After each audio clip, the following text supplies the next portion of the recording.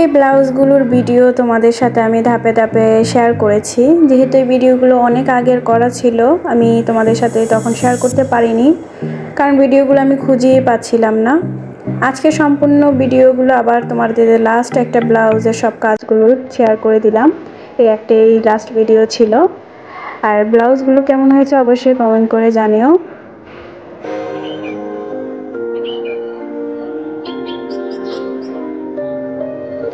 Hello বন্ধুরা, আসসালামু আলাইকুম। আমি ডিমা, তোমাদের সবাইকে স্বাগতম। দূরান্ত থেকে যারা আমার ভিডিওটা দেখতেছো সবাইকে জানাই অসংখ্য ধন্যবাদ। আশা করি তোমরা সবাই ভালো আছো। আলহামদুলিল্লাহ, আমরাও ভালো আছি। ব্লাউজগুলোর ভিডিও আমি ধাপে ধাপে বলেছি দিয়ে দিব, যেহেতু ভিডিওগুলো অনেক আগের করা। অলরেডি ব্লাউজগুলো যার তার হাতে চলে গেছে। আজকে তোমাদের সাথে ব্লাউজের লাস্ট একবারে সম্পূর্ণ কাজ শেষ করার পর কীভাবে কী করেছি সেটাই দেখাবো। আর এই যে লাস্টে দেখো ব্লাউজের যে হুক পোর্শনটা, সেটা আমি একটা তোমাদের সাথে শেয়ার করলাম কিভাবে এই হুকগুলো লাগাতে হয়। অনেকেই হয়তো জানো, আবার অনেকেই হয়তো জানো না। যারা জানো না তারা ভিডিওটা দেখলেই বুঝতে পারছো, আর যদি না পারো অবশ্যই কমেন্ট করে জানিয়ে দিও। আমার এই হুকের পোর্শনটা লাগানো কমপ্লিট। এখন যে হুকের যে লুকটা থাকে সেই লুকটা আমি তোমাদের সাথে একটা শেয়ার করব। আমি সম্পূর্ণ লুকগুলো করে নিয়েছি, কিন্তু একটা যে আই লুক, মানে আমার যদি কোমরটা একটু ঢিলা বা টাইট এরকম কিছু মনে হয়, তাই আমি এই একটা দুটো এরকম বেশি দিয়ে দিই, 1-2 ইঞ্চি করে দূর দূর। কারণ কি, অনেকে অনেক সময় দেখা যায় ফিটিং পরতে চায়, অনেকে লুজ পরতে চায়, আবার কোমর অনেক সময় দেয় যে আমরা মোটা হয়ে যাই, যে কারণে ব্লাউজের সব সময় এই দুইটা লুক বেশি দিবে। এতে করে কি ব্লাউজগুলোর খোলার ঝামেলা থাকবে না, মোটা হলেও সমস্যা হবে না, আবার টাইট হলেও ঢিল করে নিতে পারবে, এরকম আবার ঢিল হলেও টাইট করে নিতে পারবে। দেখিয়ে দিলাম ব্লাউজের কাজগুলো। এখন তোমাদের আমি যে ব্লাউজের পোর্শনগুলো, এখন যেহেতু আমি বানানোর পর কোনো আয়রন করিনি, ব্লাউজের মেন ফিনিশিং টাচ হচ্ছে বানানোর পর আয়রন করা। তোমরা যারা ব্লাউজ সেলাই করো বা হাতের কাজ করো বা মেশিনে যারা ব্লাউজ তৈরি করো, তাদের সব সময় এই কাস্টমারকে দেওয়ার আগে অবশ্যই আয়রন করে দিবে। একটা ব্লাউজের সুন্দর ফিনিশিং আসার জন্য ব্লাউজের আয়রনটা খুব সুন্দরভাবে করা জরুরি।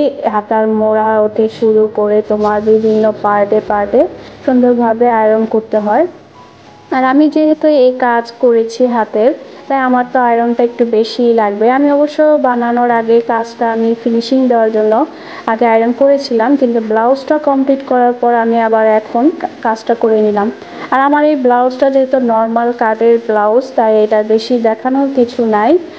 বা অন্য কোনো কাট হতো তাহলে অবশ্যই তোমাদের সাথে সেটা শেয়ার করতাম ভালোভাবে। এখন যেহেতু এটা আমি নর্মাল কাটের ব্লাউজ তৈরি করেছি, তাই এটা আর বেশি দেখার নেই। এই যে দেখো, এই আরেকটা ব্লাউজের পার্ট। এই ভিডিওগুলো হয়তো অনেক আগের করা ছিল, আমি তোমাদের সাথে সময় করে দিতে পারিনি, এডিট করার একটা ব্যাপার ছিল, আবার অনেক ঝামেলার মধ্যে ছিলাম, খুঁজেও পাইনি। এরপর অনেক ভিডিও হয়ে গেছে, অনেক ভিডিও তোমাদের সাথে শেয়ার করে ফেলেছি, কিন্তু এগুলো করা হয়নি। আজকে ভাবলাম লাস্ট এই ভিডিওটা তোমাদের সাথে শেয়ার করেই দিই, তাই লাস্ট তোমাদের সাথে ভিডিওগুলো শেয়ার করতেছি। যারা আমার ভিডিওটা দেখা শুরু করেছো প্লিজ একটা লাইক দিয়ে দিও। তোমাদের ছোট্ট একটা লাইক আমার ভিডিওটা সবার কাছে পৌঁছে দেবে। আর যেসব আপুরা আমার চ্যানেলে নতুন এসেছো, প্লিজ আমার চ্যানেলটা সাবস্ক্রাইব করে আমার পাশে থেকো। অল অপশনটা ক্লিক করে রেখো, যাতে পরবর্তীতে ভিডিও আপলোড করলে তোমাদের কাছে নোটিফিকেশন চলে যায়। আর এই যে দেখো, আমি যেহেতু ব্লাউজের গলাগুলো ছোট ছোটই দিয়েছি, কারণ যে আপু ব্লাউজগুলো নিয়েছে তা সে অবশ্যই হেজাব পরে আর বড় গলা পরে না, তাই ছোট ছোট গলাই ব্লাউজে দিয়েছি।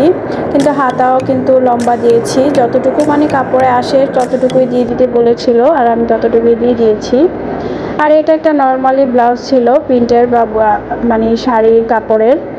তাই এটাও সুন্দর করে, যে এটা যেহেতু আমার কোনো কাজ করতে হয়নি, জাস্ট আমি বানিয়েছি, বানানোর পর একটু আয়রন করে দিলাম আর কি।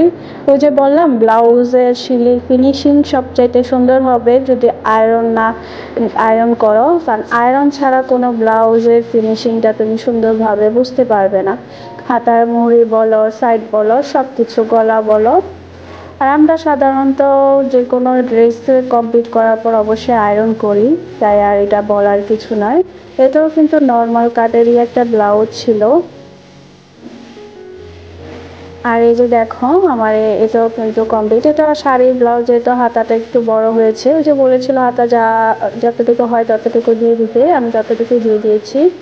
আর এটাও একটা শাড়ির ব্লাউজ ছিল, যেহেতু শাড়ির কাপড়টা কম ছিল তাই আলাদা কাপড় দিয়ে আমি ডিজাইন করে একটু ব্লাউজটা তৈরি করে দিয়েছি।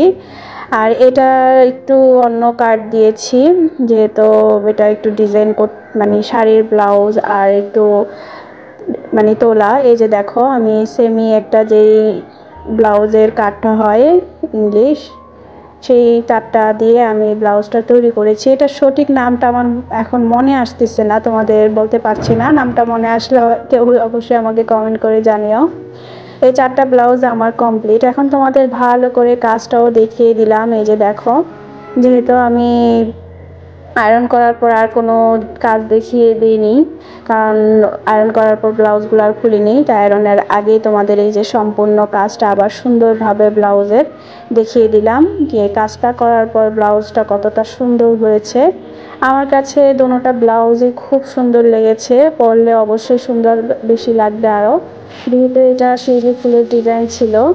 আর এটা যেহেতু মাল্টি কালারের ডিজাইন ছিল তাই এই ব্লাউজটা যে কোনো কাপড়ের সাথে বলো সুন্দরভাবে পরা যাবে, কালারফুল হবে একটু।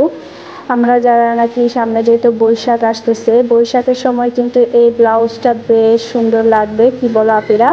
কারণ একটা বৈশাখী বৈশাখী একটা ভাব আছে ব্লাউজটাতে, মানে যে আলপনা ডিজাইনটা করেছি। কিন্তু দেখো হাতাটা, উনি একটু হাতাটা ঢিলা করে, যেহেতু আমি আবার ব্লাউজের অনেক ফিটিং পরি, আমার ব্লাউজ সুন্দর না ফিটিং না হলে ভালো লাগে না। আর এই যে দেখো আমার পিছনের ব্যাক পশনটা, বৈশাখের সময় এই ব্লাউজটা পরলে আসলেই সুন্দর লাগবে, কারণ এই কালারফুলের সাথে কাপড়টা বেশ সুন্দর যাবে। ব্লাউজগুলো আমার কমপ্লিট করে দিয়ে দেওয়ার পর আপু অনেকটাই খুশি হয়েছিল, এতটাই খুশি হয়েছিল যে বলার বাইরে। যাই হোক, তোমাদের কাছে কেমন লেগেছে অবশ্যই তোমরা কমেন্ট করে জানিও, কারণ আমি যেহেতু টেলার কাজ করি তাই খুঁটিনাটি অনেক কিছুই ব্লাউজের জানি। তোমাদের কিছু যদি জানার থাকে অবশ্যই আমাকে কমেন্ট করো, আমি তোমাদের সাথে শেয়ার করব। আর ব্লাউজের সেলাই করা শেয়ার করি না, কারণ ওটা যেহেতু আমি এই ভিডিওতে কোনো সময় শেয়ার করিনি আমার টেলার কাজের কাজ, তাই তোমাদের সাথে ওইটা পার্ট শেয়ার করলাম না। তোমরা যদি চাও অবশ্যই তোমাদের সাথে ধাপে ধাপে তোমাদের সাথে শেয়ার করতে পারবো, তোমরা কমেন্টে তা জানিয়ে দিও। আর সামনে নতুন নতুন ভিডিও আসবে, তাই আজকে এই পর্যন্ত। সবাই ভালো থেকো, সুস্থ থেকো, আল্লাহ হাফেজ।